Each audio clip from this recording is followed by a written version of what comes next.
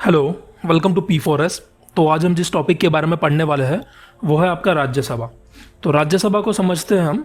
तो राज्यसभा जो Indian constitution में आर्टिकल दिया गया है वो है आर्टिकल नंबर आपका 80। ओके, अब आर्टिकल 80 के अकॉर्डिंग इंडिया की जो राज्यसभा है, ओके, उसमें टोटल नंबर ऑफ जो मेंबर है वो है 250। ओके, अब मैक्सिमम 250 में से इसका डिस्ट्रीब्यूशन इस तरीके से है कि 238 जो मेंबर्स हैं, ओके, वो सारे आपके आएंगे स्टेट एंड यूनियन टेरिटरीज में से। ओके, अब किस तरीके से वो सिलेक्ट होकर आएंगे उसे हम आगे देखते हैं। और जो 12 मेंबर होंगे, ओके, वो आपके आते हैं प्रेसिडेंट के थ्रू। प्रेसिडेंट उन्हें नॉमिनेट करता है और वो फील्ड जैसे कि साइंस हो गया, art and culture, social services, okay, lecturer, तो ऐसी फील्ड में जो लोगों ने बहुत नाम कमाया है उन्हें डायरेक्टली अपॉइंट किया जाता है प्रेसिडेंट द्वारा। तो इस तरीके से अगर आपको डिस्ट्रीब्यूशन पूछा जाता है तो 250 सीट होती हैं, जिसमें से आपके नंबर ऑफ 238 मेंबर स्टेट के होते हैं, स्टेट एंड यूनियन टेरिटरीज के।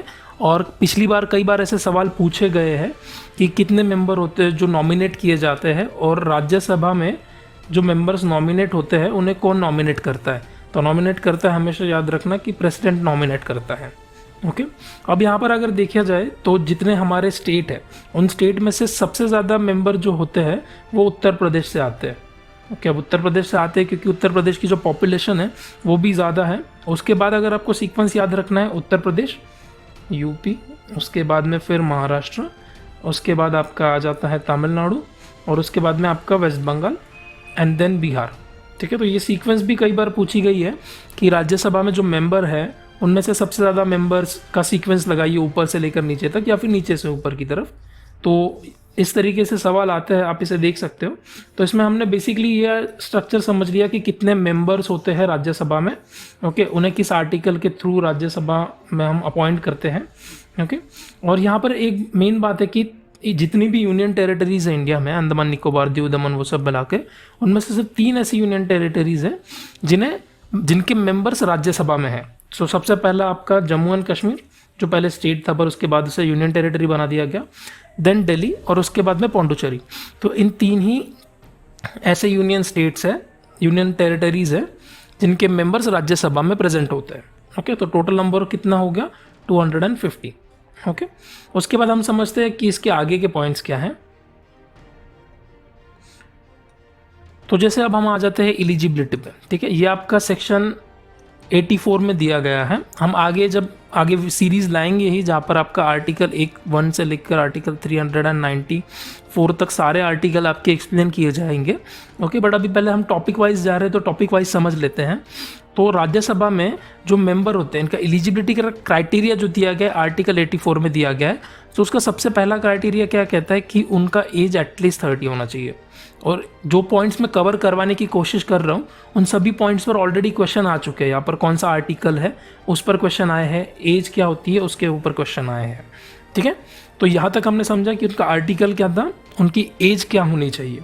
ठीक है, अब राज्यसभा में जो मेंबर्स जाते हैं ना, वो जाते हैं जो स्टेट का असेंबली होता है, मतलब जैसे स्टेट में जो लोग इलेक्ट होकर आते हैं वो अपने ग्रुप में से इलेक्टेड मेंबर्स को भेजते हैं राज्यसभा में।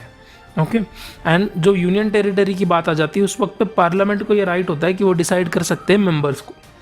तो जो स्टेट के मेंबर्स आएंगे, ओके, और यहाँ पर स्टेट आपका आर्टिकल 12 वाला स्टेट नहीं है, यहाँ पर स्टेट आपका वाला जो स्टेट है इंडिया के, मध्य प्रदेश, बिहार, उत्तर प्रदेश, वो वाला स्टेट है। ठीक है, तो उस स्टेट में जो इलेक्टेड मेंबर्स होते हैं वो सिलेक्ट करते हैं कि राज्यसभा में जाने वाले जो मेंबर्स हैं वो कौन से होंगे। ओके, और आपका जो यूनियन टेरिटरीज है उन्हें उनके जो मेंबर्स है उसे डिसाइड करने का राइट जो है वो है आपका पार्लियामेंट के पास।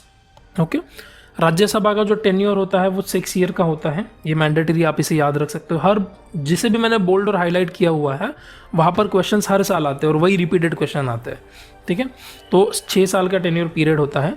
और राज्यसभा जो है वो परमानेंट हाउस है, मतलब राज्यसभा कभी भी निष्कासित नहीं की जाती है। ओके, डिसॉल्व नहीं होती। जैसे लोकसभा में जो चुनकर आते हैं, अभी जैसे पावर में मोदी जी की गवर्नमेंट है, बीजेपी, ओके, उनके जाने के बाद में 5 साल बाद लोकसभा दोबारा से इलेक्शन कंडक्ट करवाएगी। ओके, और उसके अंदर नए मेंबर्स आ सकते हैं चुनकर। पर राज्यसभा का वैसा नहीं होता है। राज्यसभा एक परमानेंट हाउस है जो डिसॉल्व नहीं हो सकता। ओके, राज्यसभा में जो मेंबर्स आते हैं वो हर 2 साल में 1/3 मेंबर्स को रिमूव किया जाता है और उतने ही मेंबर्स ऐड किए जाते हैं।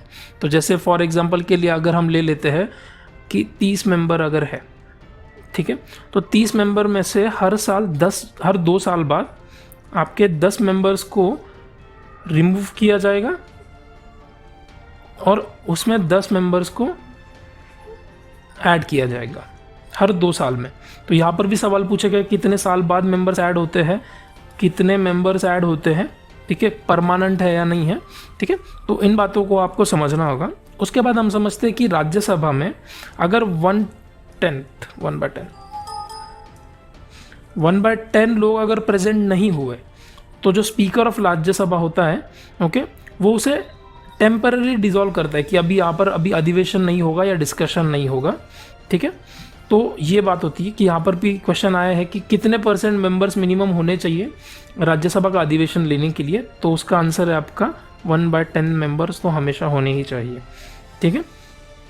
यहाँ तक हमने समझा। अब आगे हम समझते हैं कि आगे के पॉइंट्स किस तरीके से कवर होंगे।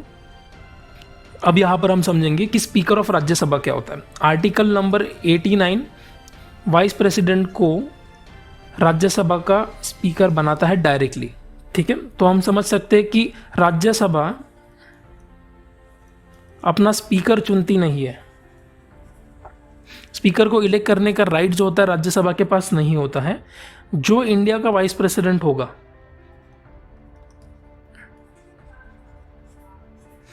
वही इंसान डायरेक्टली प्रोपोर्शनल टू आपका स्पीकर ऑफ राज्यसभा, ठीक है। तो जो वाइस प्रेसिडेंट बनेगा वही आपके राज्यसभा का स्पीकर भी होगा। और जिस टाइम पे प्रेसिडेंट अब्सेंट होते हैं उस टाइम पे वाइस प्रेसिडेंट आपका प्रेसिडेंट का काम संभालता है। तो अगर इंडिया का वाइस प्रेसिडेंट टेम्पररी प्रेसिडेंट बना हुआ है तो वो स्पीकर ऑफ राज्यसभा नहीं हो सकता। उस टाइम पे हम किसी और को चूज़ करते हैं, ओके, वो हम आगे समझेंगे किस तरीके से। तो अगर प्रेसिडेंट अब्सेंट है तो वाइस प्रेसिडेंट उसकी जगह लेगा, और अगर वाइस प्रेसिडेंट ने ये जगह ले ली तो वो राज्यसभा का स्पीकर नहीं बन सकता है, ओके। यहाँ तक समझ में आ गया। अब उसके आगे अगर हम समझते हैं, ठीक है,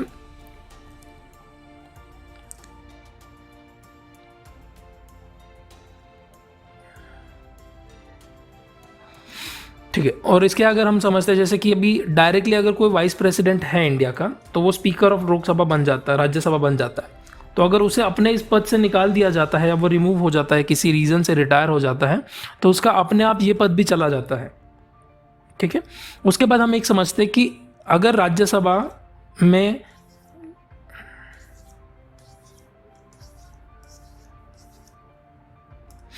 ठीक है, एक और पॉइंट आ जाता है यहाँ पर कि जो स्पीकर होता है, ओके, उसे वोट करने का अधिकार नहीं होता है क्योंकि वो हाउस का मेंबर नहीं होता है, ठीक है। सो बट बात ऐसी कि लेट्स से कि अगर आपके 100 लोग हैं, 100 लोग हैं वहाँ पर एग्जाम्पल के लिए समझते हैं, तो पहले तो इसे वोट करने का राइट नहीं है। पर अगर ऐसा हो गया कि 50% वोट यहाँ आ गए हैं और 50% वोट यहाँ आ गए, तो निर्णायक वोट देने का एक अधिकार इन्हें मिलता है, ठीक है। एक वोट ये दे सकते हैं जहाँ पर वोट्स इक्वल हो गए। अब ऐसे कई बार सवाल आते हैं आपके कि क्या राज्यसभा का जो स्पीकर होता है, ठीक है, वाइस प्रेसिडेंट को वोट करने का राइट है क्या? तो सबसे पहले स्ट्रेट फॉरवर्डली आप कह सकते हो कि नहीं है, ठीक है। बट यहाँ पर एक बात भी की गई है कि आर्टिकल 100 के अकॉर्डिंग वो कर सकता है अगर इक्वल आया है। तो ऐसी सिचुएशन में क्या करना है, तो अगर आप प्रीवियस ईयर के क्वेश्चंस देखोगे तो वहाँ पर अगर ऐसी सिचुएशन है इक्वल वोट्स की, ठीक है, तो उस टाइम पे क्वेश्चन में ये दिया होता है कि जो वोट्स है वो इक्वल है, ओके, तभी आपको ये टिक करना है कि हाँ उसे राइट होता है वोट देने का, और एल्स उन्हें वोट का राइट नहीं होता है, ठीक है। यहाँ तक क्लियर हो गया। अब जैसे कोई भी लॉ लाना हो, कोई भी बिल लाना हो, ओके, सो उसके लिए वो जाता है आपके लोकसभा में, उसके बाद राज्यसभा में, ओके, और फिर वो जाता है प्रेसिडेंट के पास में। ये एक प्रोसेस होता है किसी भी बिल को पास करने का, ओके। सो अब ये अगर प्रोसेस है तो हम इसे समझते हैं आगे कि राज्यसभा में किस तरीके के बिल आते हैं। तो सबसे पहले इंपॉर्टेंट पॉइंट जो है वो है आपका मनी बिल, ठीक है। जो मनी बिल आता है राज्यसभा में, मनी बिल को ये ना तो रिजेक्ट कर सकते हैं ना ही ये इम्प्रूवमेंट सजेस्ट कर सकते हैं, ठीक है। इनके पास ये पावर ही नहीं होती है कि ये मनी बिल को रिफ्यूज़ कर सके। ज़्यादा से ज़्यादा राज्यसभा में मनी बिल जो है 14 डेज तक पेंडिंग रख सकते हैं डिस्कशन के लिए, और ये यहाँ पर क्वेश्चन आए हैं, ओके। ज़्यादा से ज़्यादा 14 डेज तक, 14 दिनों तक ये अपने पास रख सकते हैं। उसके बाद में लोकसभा जो है वो अपने बिल को पास कर देगी।